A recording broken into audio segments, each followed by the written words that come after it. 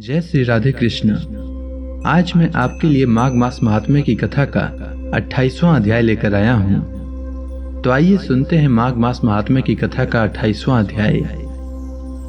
वशिष्ठ जी कहने लगे कि हे राजा दिलीप, बहुत से जन समूह सहित अच्छोद सरोवर में स्नान करके सुखपूर्वक मोक्ष को प्राप्त हो गए।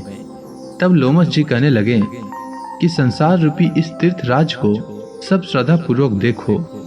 यहाँ पर 33 करोड़ देवता आकर आनंद पूर्वक रहते हैं। यह अक्षय वट है जिसकी जड़ें पाताल तक गई है, और मार्कंडे ऋषि प्रलय के समय भगवान इसी अक्षय वट का आश्रय लेते हैं। यही शिव जी की प्रिय भगवती भागीरथी है जिसकी सिद्ध लोग सेवा करते हैं। यह गंगा स्वर्ग के हेतु पताका है, इसका जल पीकर मनुष्य मुक्त हो जाते हैं। हे मुनि, सभी प्राणी इस नदी को यमुना से मिली हुई पाते हैं। इसका संगम बड़े पुण्य से प्राप्त होता है। इसके स्नान से जन्म मृत्यु रूपी दावा नल से कोई नहीं तपता, परंतु ज्ञान प्राप्त करके मुक्त हो जाता है। यहाँ पर स्नान करने से सभी प्राणी बिना ज्ञान के भी मुक्त हो जाते हैं। इसीलिए ब्रह्मा जी ने यहाँ यज्ञ करने की इच्छा की थी। इसी संगम में भगवान विष्णु ने स्त्री प्राप्ति की इच्छा से स्नान करके लक्ष्मी जी को प्राप्त किया।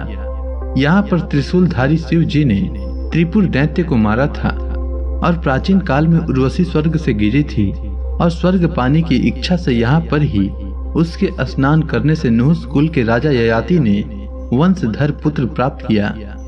यहाँ पर इंद्र ने प्राचीन काल में धन की इच्छा से स्नान किया था, और माया से कुबेर के सब धन को प्राप्त किया था।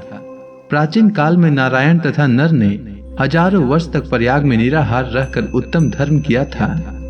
यहाँ से जयगासुय सन्यासी ने महादेव जी जैसी शक्ति वाले से विजय पाई थी, तथा अनिमा आदि योग के अति दुर्लभ ऐश्वर्य प्राप्त किए थे। इसी क्षेत्र में तपस्या करके श्री भारद्वाज सप्त ऋषियों में सम्मिलित हुए, जिन्होंने भी यहाँ स्नान किया। सबको स्वर्ग की प्राप्ति हुई। इसलिए हमारे विचार से तुम त्रिवेणी में स्नान करो। इस स्नान से पहले किए हुए तुम्हारे सब पाप नष्ट हो जाएंगे और संपूर्ण वैष्णवों को प्राप्त हो जाओगे। ऋषि के इस प्रकार के सत्य वचन सुनकर सभी त्रिवेणी में स्नान करने लग गए, और उसी स्नान करने से सबकी पिशाचता नष्ट हो गई। साप से विमुक्त होकर उन्होंने अपना शरीर धारण कर लिया। वेद निधि ने अपनी संतान को देखकर प्रसन्नचित्त होकर लोमश जी को संतुष्ट किया और कहा कि आपके अनुग्रह से ही साप से विमुक्त हुए। अब आप इन बालकों के योग्य धर्म को कहिए। लोमश जी ने कहा कि यह युवा कुमार ने वेदों का अध्ययन समाप्त कर लिया है, इसीलिए इन कन्याओं के प्रीति पूर्वक कर कमलों का ग्रहण करें। तब लोमश जी तथा अपने पिताजी की आज्ञा से इस ब्रह्मचारी ने 5 कन्याओं से विवाह किया। इन कन्याओं के सब मनोरथ पूर्ण हुए।